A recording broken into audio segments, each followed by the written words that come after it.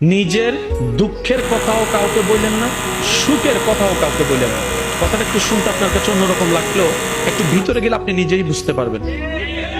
আপনি নিজের মনের দুঃখ কষ্ট সহ্য করতে না পেরে হালকা করার জন্য যাকে বলছেন, মনে রাখবেন আপনি তার কাছে কিন্তু কোনো না কোনো ভাবে একটু ছোট হয়ে যাচ্ছেন।